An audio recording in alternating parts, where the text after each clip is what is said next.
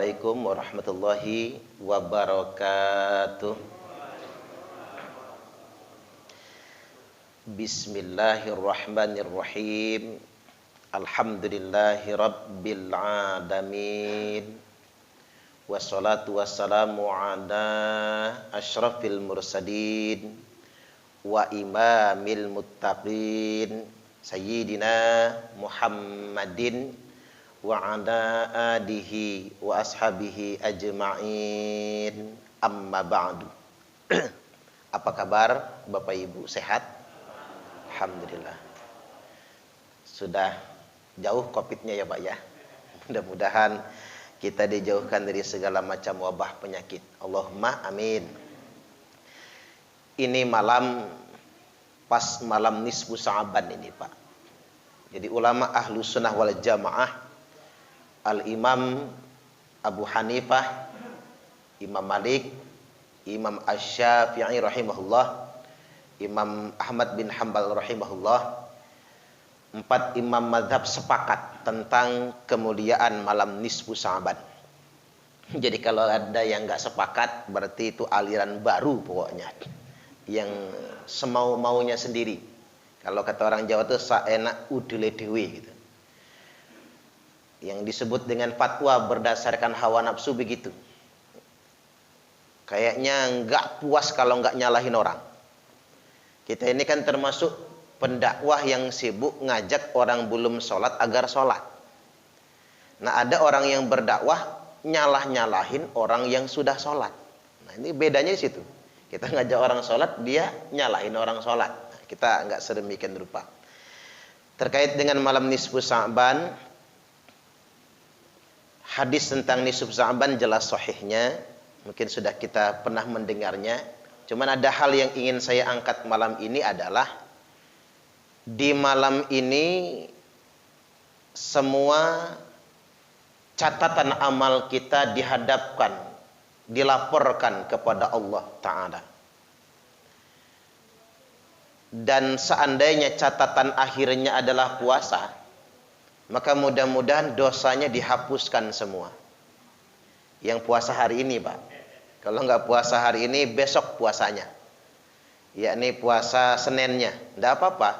Tapi kalau sudah lewat 15 Sa'ban, Nabi bertanya kepada Imran bin Husain radhiyallahu anhuma, asumta min surari Sa'ban, kamu puasa tidak pada pertengahan bulan Sa'ban kemarin?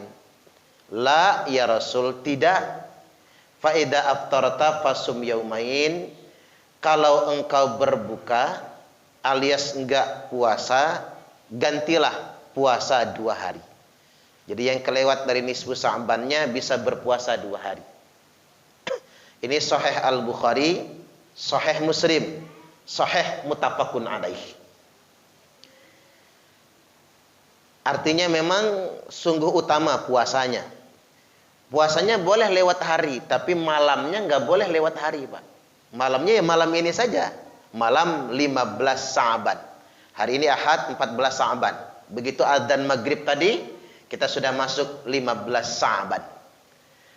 Nah Allah akan mengampuni semua dosa-dosa makhluknya. Innallaha la yattali'u fi lailatin nisfi min Sa'ban. Sesungguhnya Allah memandang, melihat, atau rahmat Allah datang pada malam pertengahan bulan Sa'ban. Fayaghfiru li jami'i khalqihi. Allah mengampuni semua dosa-dosa makhluknya. Illa li musyrikin au musyahin, kecuali dosa orang musyrik dan dosa orang yang masih bermusuhan. Hadis ini hadis sahih, tercantum dalam kitab Sunan Ibnu Majah, nomor hadis 1390, dan disahihkan dalam kitab Sahih Ibnu Majah nomor 1140. Jadi memang spesial malam ini. Nah, mudah-mudahan malam ini kan kita sudah mengawalinya dengan yang baik, yakni pengajian maghrib sampai isya ini. Yang nilai pengajian ini lebih baik daripada 1000 rakaat sholat sunnah.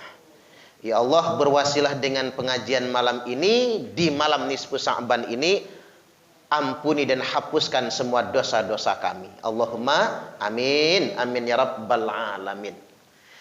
Selanjutnya di poin yang kedua, Pak. Di malam ini kemungkinan besar Allah mengubah catatan takdir kita. Karena kita ini nggak tahu catatan takdir kita ini baik apa buruk, kita nggak tahu. Baik, saya membacakan hadis dulu terkait dengan ketetapan takdir. Hadis yang diriwayatkan dari Abdullah bin Mas'ud radhiyallahu an.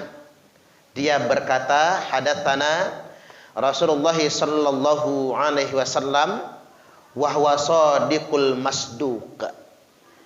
Telah menceritakan kepada kami Rasul, dan beliau itu adalah orang yang benar dan dapat dipercaya.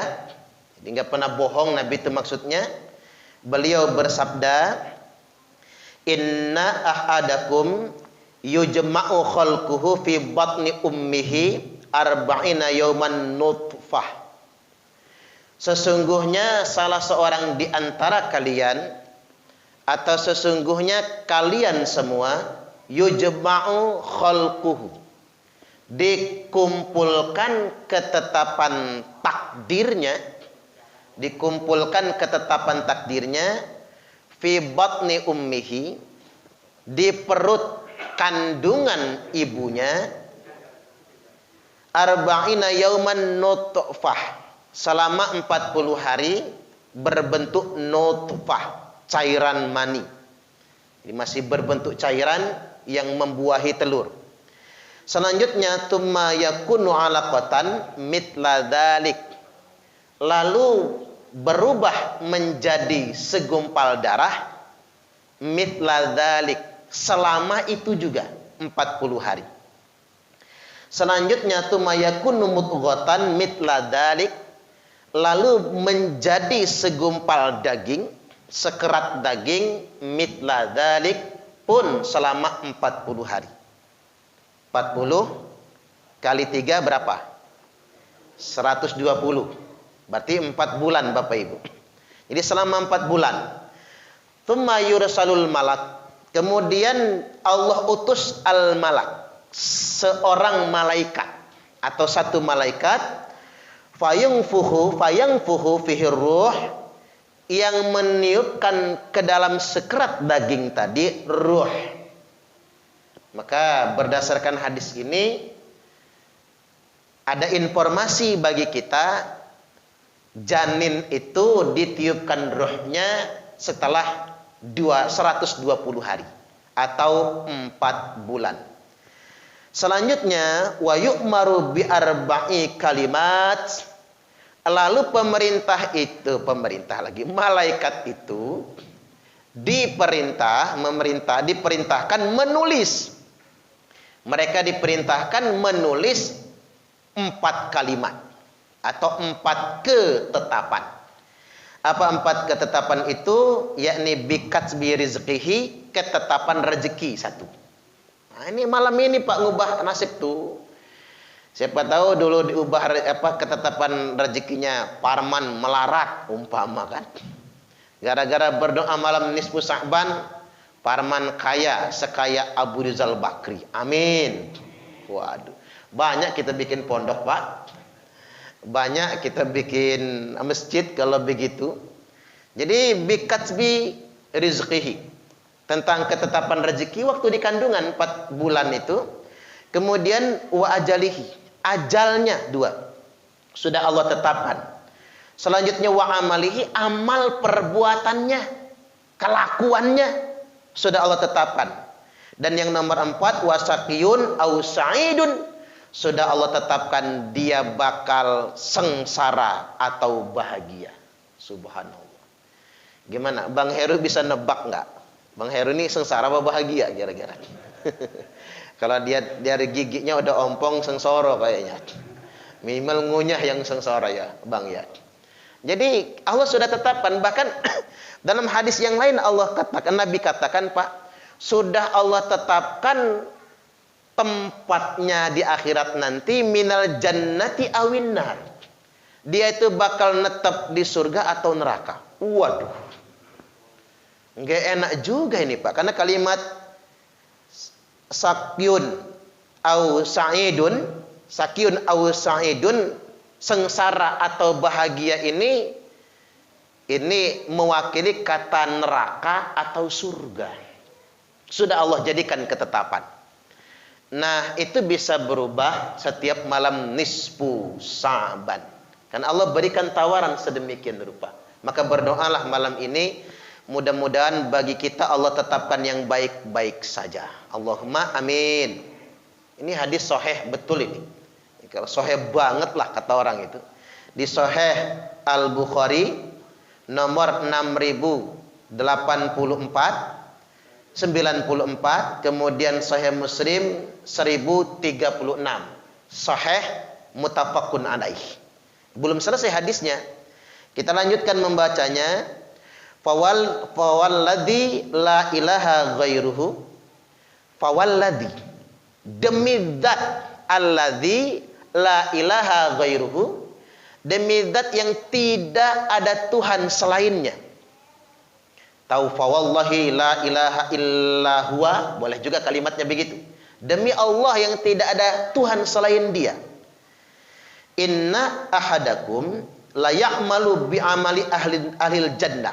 Sesungguhnya ada salah seorang di antara kalian la ya'malu, niscaya dia beramal bi amali ahlil jannati, dengan amal perbuatan ahli surga.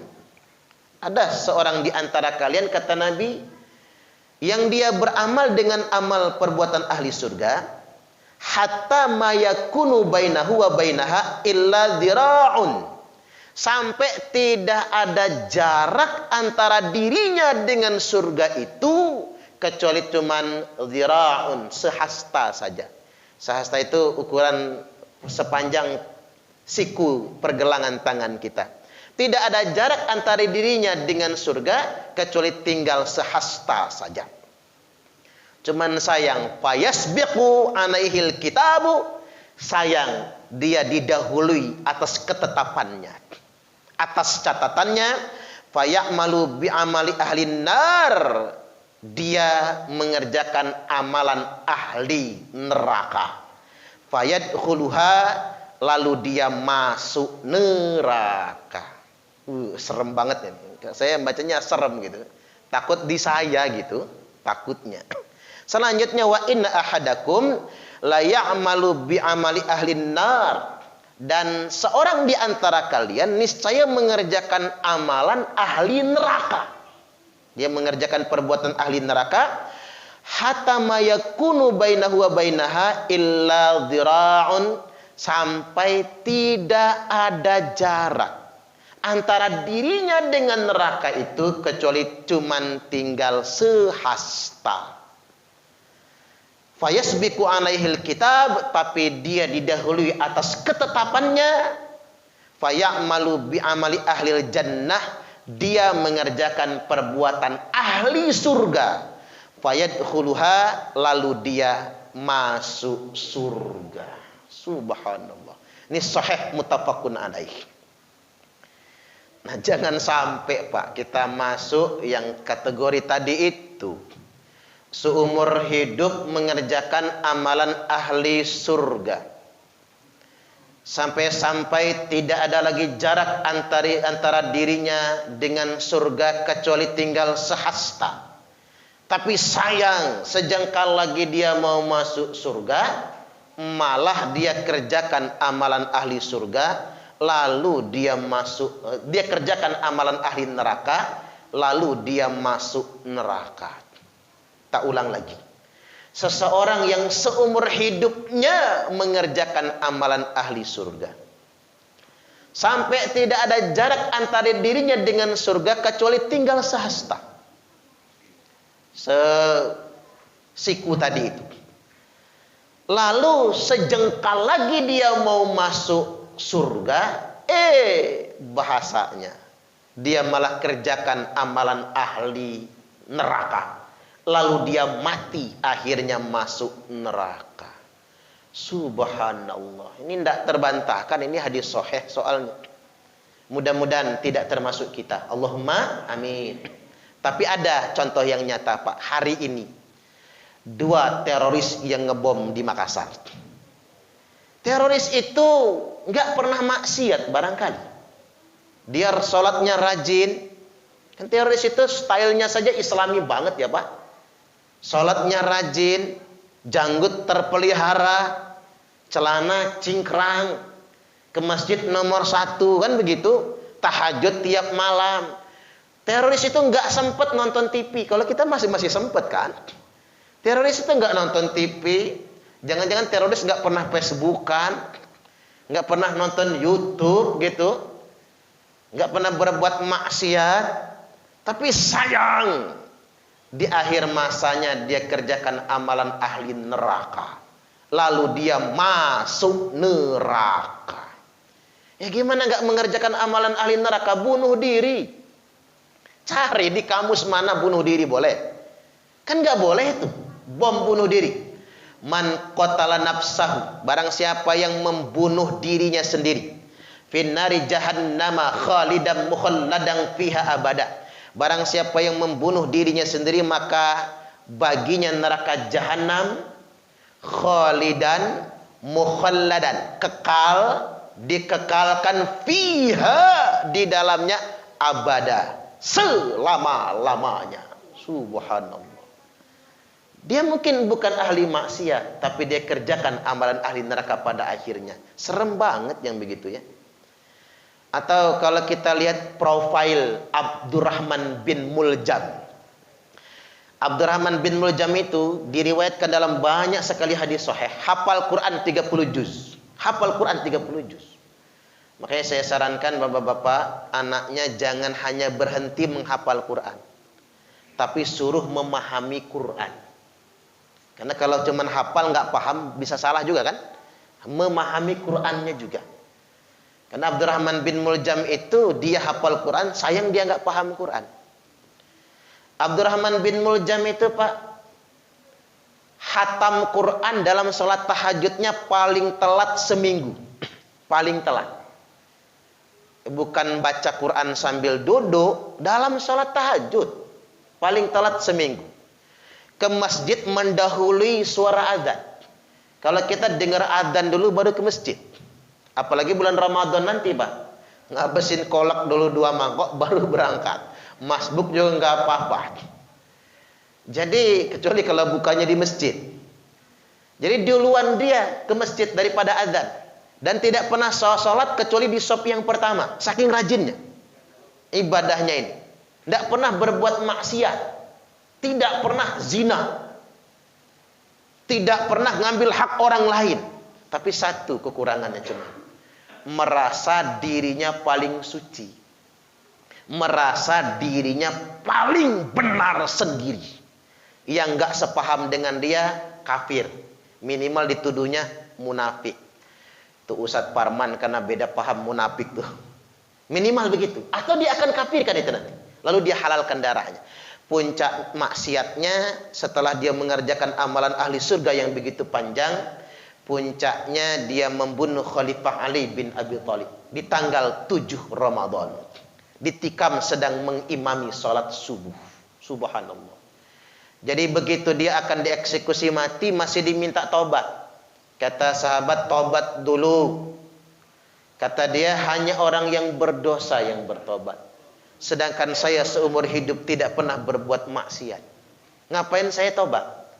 Tolong algojok, kata dia, congkel dulu mataku, iris dulu kupingku, jangan langsung disembelih, jangan langsung dipancung, potong dulu tangan dan kakiku sebagai saksi, karena aku sudah berhasil membunuh orang kafir di bulan suci Ramadan. Na'udzubillah. Sampai akhir hayatnya pun tertutup hatinya dari bertobat. Nah itulah kalau bapak-bapak mau memperkirakan kok orang berani ngebom kayak teroris itu ya, kok orang berani ngebom.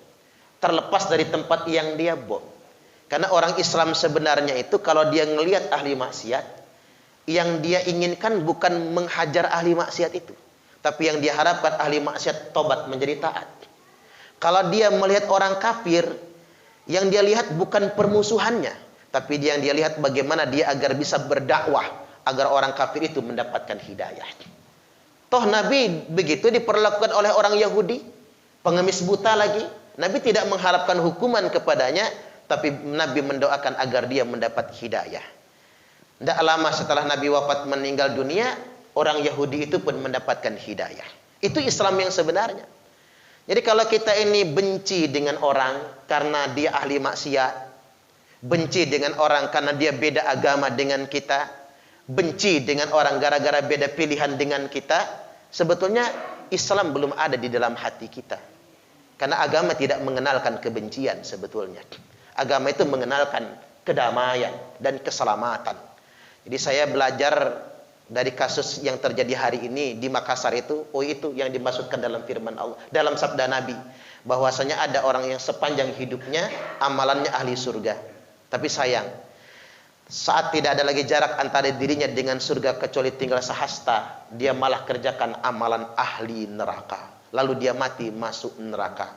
Innamal a'malu bil khawatim. Sesungguhnya segala amal itu tergantung akhirnya. Sebaik apapun masa lalu, kalau endingnya jelek, maka ending yang akan menentukan itu semua. Tapi ada juga kategori yang kedua, Pak, yakni seseorang, wa inna ahadakum la ya'malu bi amali ahli nar.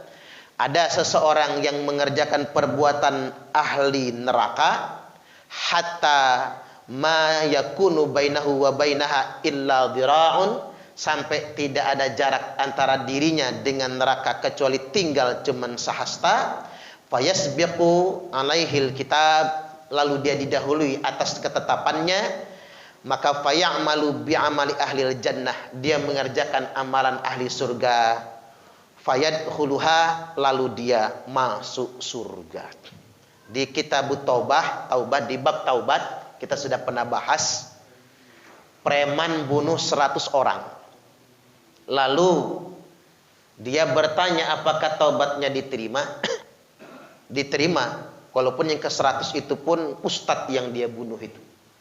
Lalu dia bertobat, hendak menuju kota yang dia tuju untuk serius dalam bertobat, hijrah. Tapi sayang di tengah perjalanan dia mati.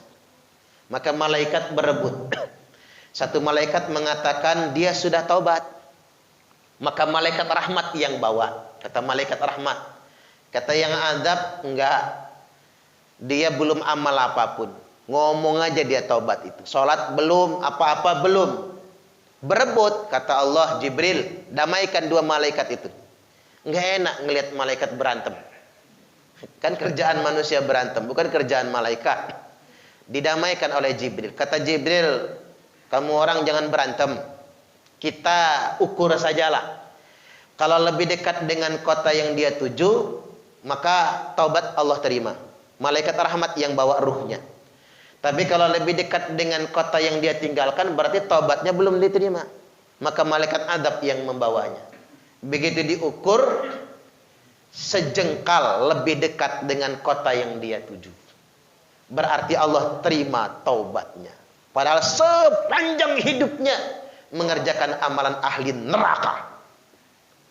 Tapi endingnya Pak, belum sempat sholat si fulan nih, belum gitu. Baru taubat aja, cuman keburu mati. Allah terima taubatnya. Subhanallah. Makanya kalau ngelihat preman, doakan hidayah padanya. Kalau sudah taubat dia alhamdulillah. Jangan sampai preman masuk masjid udah taubat, mentang-mentang badannya betatuk kita sinis. Ala lu gua tahu lu tuh nongkrong aja kerjaannya di perempatan. Udah enggak usah sok-sokan di masjid ini. Jangan guys Pak. Jangan-jangan dia duluan yang masuk surga, kita malah belakangan nantinya. Jadi demikian, di malam nisfu Sa'ban ini mudah-mudahanlah Allah jadikan takdir untuk kita takdir yang baik-baik saja. Allahumma amin. Sekarang kita buka sesi tanya jawab. Pertanyaannya bebas, saya persilakan. Baik, Bapak Ibu, silakan. Ini terkait visi sunnah boleh, tentang nisfu Sa'ban boleh, silakan. Kalau saya ragu-ragu sepanjang materi tadi ada yang mengatakan apa dia. Tadi sempat kita mendengar salah satu fadilah duduk dalam majelis itu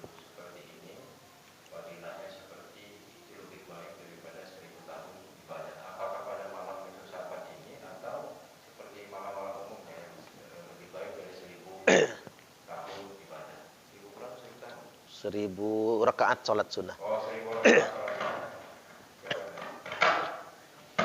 Iya, jadi lababun minal ilmi yata'allamuhur rajul.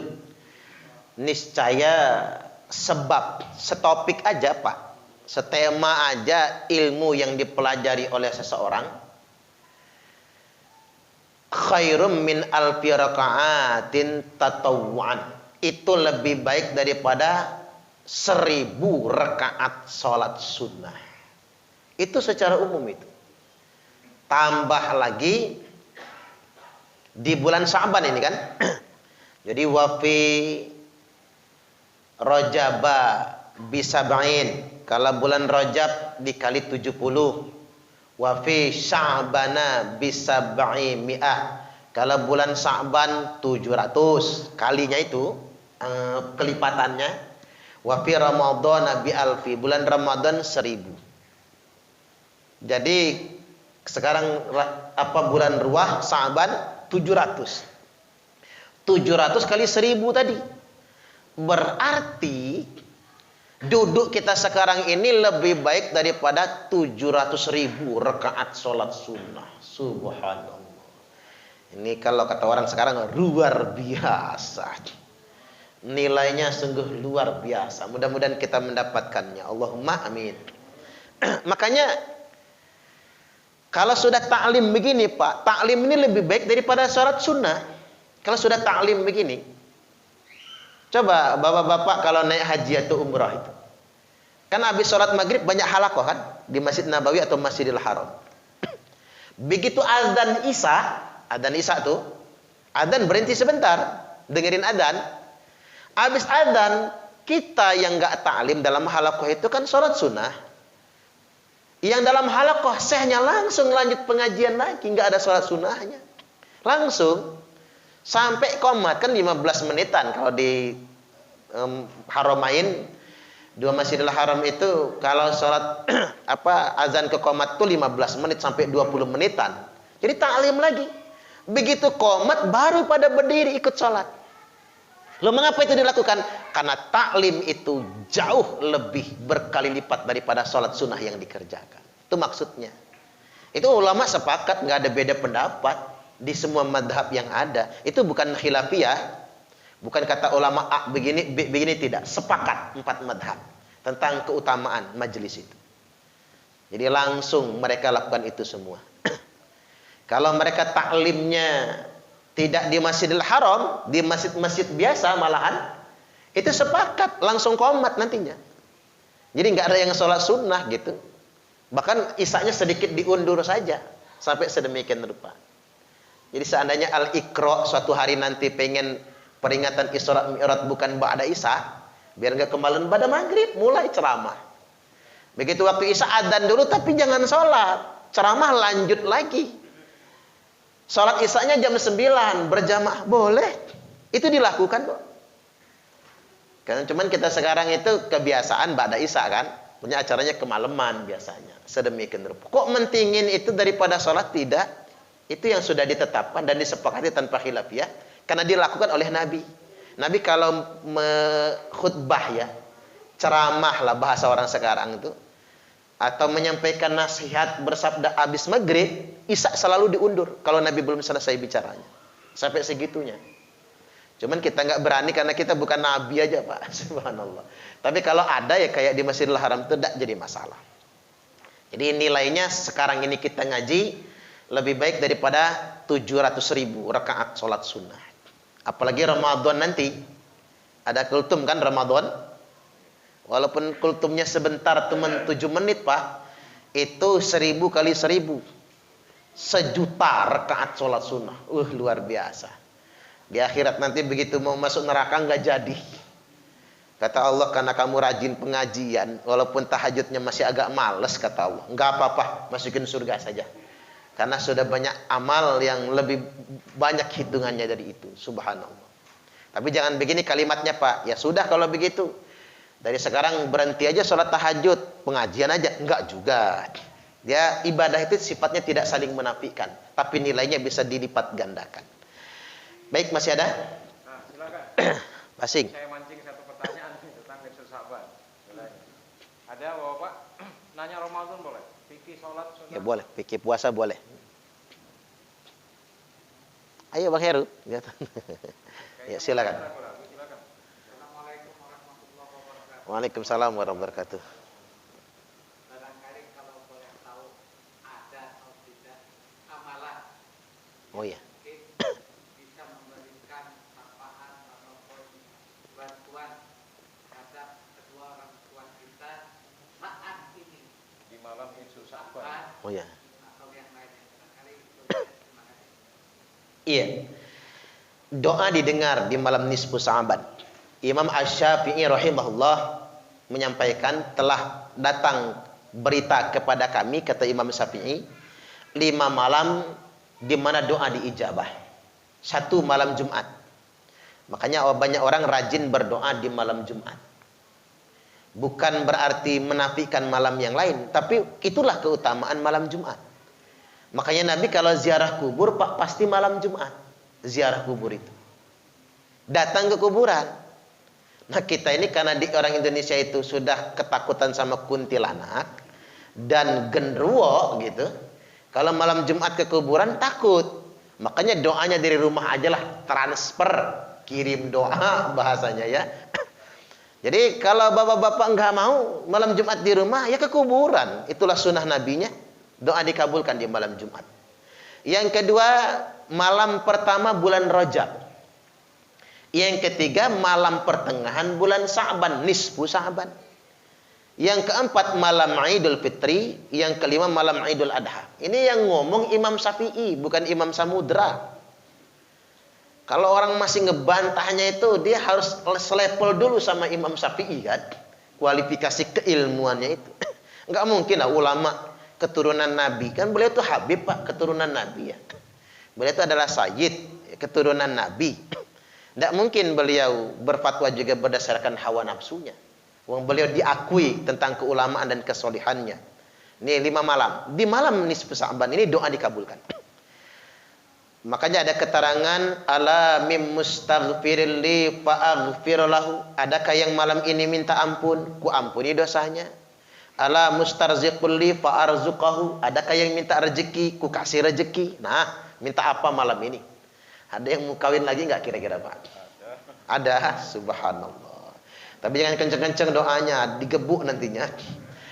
Ala mubtalan fa'u'afiyahu. Adakah yang sedang sakit, maka Allah sembuhkan sakitnya. Yang belum punya anak, mau punya anak. Ala kada, ada yang minta begini, ada yang minta begitu, hatta yatlu al-fajr, sampai terbit fajar. Berarti masuk di dalamnya kita mendoakan orang tua. Di dalam malam ini kita mendoakan orang tua. Amaliyah khususnya apa? Terserah kita. Sanggupnya sholat tasbih malam ini. Enggak sanggup tasbih ya tahajud saja jadilah. Yang penting ada witir saja sholat itu. Kemudian enggak sanggup sholat, hataman Quran. Hatam Quran enggak sanggup, milih surat. Boleh Yasin 3 kali. Yang kita amalkan, silahkan. Selama itu kebaikan-kebaikan. Yang penting usahakan jangan nonton Kian Santang dulu lah. Fokusin dulu. Cepat tidurnya biar cepat bangun tahajudnya. Untuk memohon kepada Allah Ta'ala. Berlaku malam ini dari li ghurubi syamsi. Dari mulai terbenam matahari hatta yatlu'al fajru, sampai terbit fajar. Semalam suntuk betul Pak. Betul-betul semalam suntuk. Dari maghrib sampai terbit fajar. Jadi durasi hampir 23 jam. Doa diijabah oleh Allah Ta'ala. Siapa tahu kita bernasib baik, Allah tetapkan kita menjadi penghuni surga. Allahumma amin. Baik. Silakan. Pas itu. Silakan. Waalaikumsalam warahmatullahi wabarakatuh. Ini yang mau saya tanyakan. Itu dulu kan dari zaman Nabi bulan Sa'ban itu dia berpuasa. Yang dikatakan ketika kita menilai hasil amal kita dalam keadaan puasa, berarti kita tuh apa ya istilahnya? Kita aja puasa gitu. Dari tanggal 1 sampai tanggal 16 itu ada yang bolong katakanlah ya. Terus di bulan Sa'ban pas di nisfu Sa'ban kita puasa di 9. Katakanlah enggak puasa.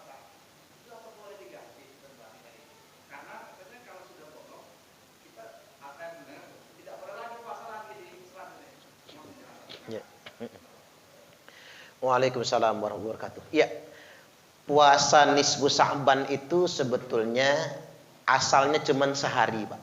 Bukan dari 1 Sa'ban sampai 15 Sa'ban, bukan. Nisfu Sa'ban itu cuma sehari. Nah, seharinya ini ulama khilaf, beda pendapat. Apakah di tanggal 15 Sa'ban, berarti besok kan? Atau tanggal 14 Sa'ban sebelumnya, berarti hari ini. Begitu. Mengapa ada yang menetapkan hari ini? Nah, yang paling banyak itu yang menetapkan hari ini. Karena disamakan dengan puasa Jumat. Tiap malam Jumat amal kita dilaporkan kepada Allah sepekan. Nah, kata Nabi, ketika malam Jumat amal kalian dilaporkan kepada Allah, kalau catatan akhirnya puasa, maka Allah hapuskan dosa-dosa kalian. Nah, makanya itulah sebabnya mengapa kita puasa di hari Kamis. Karena catatan akhir untuk malam Jumat. Nah, makanya ada yang berpendapat berarti puasa nisfu Sa'ban bukan di hari 15, tapi di hari ke-14. Begitu. Pertama, nisfu Sa'ban. Ada yang berpendapat nisfu Sa'ban itu gabung niatnya sama ayyamul bid, puasa mutih. 13 Sa'ban, 14 Sa'ban, 15 Sa'ban, 3 hari. Jadi puasa pertengahan bulan. Jadi salah satu ayam min kulli sahrin. Puasa 3 hari dalam setiap bulan. Di tanggal 13, 14, 15. Ayyamul bid itu artinya hari-hari putih, Pak. Mengapa disebut putih? Karena purnama. Terang maksudnya, hari terang itu puasa. Kalau dalam istilah mistis itu orang lemah di hari kelahiran, maka puasai hari kelahiran. Maka Nabi puasa hari Senin kan? Orang lemah pada hari putih, maka puasalah di hari putih. Jadi di hari putih itu setan lebih kuat, jin lebih kuat. Makanya mak lampir keluarnya malam purnama untuk menghisap darah bayi-bayi itu, Pak. Karena dia lebih kuat, makanya kita berpuasa sedemikian rupa. Adapun memang ada keterangan Nabi itu pernah puasa Sa'ban sebulan penuh. Pernah puasa sebulan penuh Sa'ban itu. Ada keterangan juga yang mengatakan Nabi pernah puasa Sa'ban itu setengah bulan. Setengah bulan awal, setengah bulan akhir beliau tidak berpuasa. Jadi itu semua riwayatnya ada, Pak. Ada riwayat Nabi puasa Sa'ban sebulan penuh. Itu hadis sahih itu. Nabi puasa Sa'ban setengah bulan saja, ada semua. Tetapi yang Nabi tekankan tentang puasa nisfu Sa'ban tentang 1 hari itu. Kalau kita ragu di tanggal 14 atau 15, udahlah Pak, gabung aja 13, 14, 15. Tapi kalaupun demikian lewat dari pertengahan bulan Sa'ban, di hadis sahih dikatakan begitu. Orang yang tidak sempat puasa nisfu Sa'ban, maka dia boleh mengambil keutamaannya puasa di akhir Sa'ban 2 hari sebagai penggantinya. Kok bisa kan malam dilaporkan kan cuma di malam nisfu Sa'ban, itu kan udah di ujung Sa'ban. Mungkin Pak, ini mungkin kira-kira saya itu. Mungkin laporan itu masih terus ditahan di hadapan Allah selama 15 hari sampai Ramadan. Ngelihat tuh, puasa Parman. Kalau begitu tak hapusin dosanya. Enggak langsung di malam itu. Ibarat kata laporan audit kan, di meja dulu tuh. Di malam 15 Sa'ban sampai jelang bulan suci Ramadan. Kemungkinan besar sedemikian rupa. Tapi yang jelas penekanannya tidak puasa 15 hari full, tapi hanya sehari saja pada nisfu Sa'ban. Kalau ragu, gabunglah dengan 3 hari, atau 2 hari atau 3 hari. Tapi kalau pengen full dari awal Sa'ban juga boleh, karena itu pernah dikerjakan oleh Nabi. Jadi demikian. Alhamdulillah, sepertinya jelas. Masih ada? Ibu, silakan. Ibu, silakan yuk.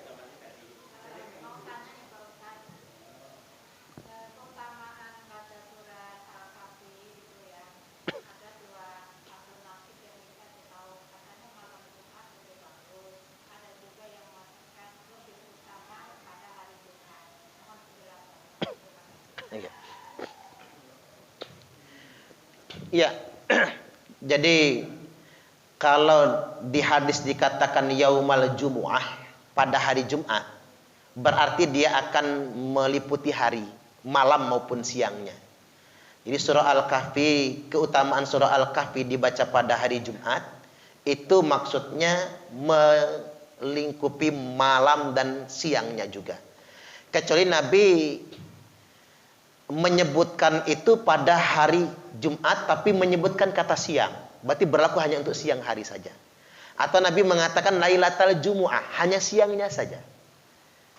Atau Nabi menyebutkan hanya malamnya saja, fi Lailatul Jumu'ah, pada malam Jumat. Berarti malam saja itu. Tapi kalau Nabi menyatakan fi yaumil Jumu'ah, hari Jumat, berarti berlaku pada siang maupun malamnya. Jadi membaca surah Al-Kahfi keutamaannya berlaku untuk malam Jumat maupun pada siang hari Jumat. Dan salah satu fadilahnya juga adalah membaca surah Al-Kahfi ayat 1 sampai ke 10, kita insya Allah akan dijauhkan dari fitnah Dajjal. Dan kalau masih banyak yang membaca surah Al-Kahfi ayat 1 sampai 10, maka Dajjal tidak akan keluar pada zamannya. Makanya kita ini selama masih baca surah Al-Kahfi, Pak, masih banyak yang menghafal Quran, belum Dajjal itu. Apalagi khotib Jumat masih berdoa berlindung dari Dajjal. Itu masih tangih Dajjal. Apalagi hujan masih turun. Makanya kalau hujan turun, alhamdulillah Dajjal masih tangih. Kan ada orang demen banget kiamat cepat datang kan. Kayak pede aja dia dengan kiamat itu. Jadi kiamat masih tangih. Salah satunya untuk menandakan kiamat masih tangih, bacalah surah Al-Kahfi. Termasuk surat Yasin juga ya Pak. Tetap utama dibaca di malam Jumat. Jangan saling menafikan. Karena dia ngomong begini. Bukan Yasin kok, Al-Kahfi. Jangan. Amal tidak boleh saling menafikan. Nah, begitu. Silakan, masih ada. Ada? Masih ada waktu? 1 menit lagi. Ya. Baik, terakhir Pak. Karena waktu sudah mepet. Salah satu salat yang paling utama kita kerjakan di nisfu Sa'ban adalah salat tasbih. Karena fa fi kulli yaumin marratan fa'al. Kalau mampu kerjakan tasbih itu tiap sehari sekali. Kalau enggak mampu fa fi kulli jumu'atin marratan, sejumat sekali.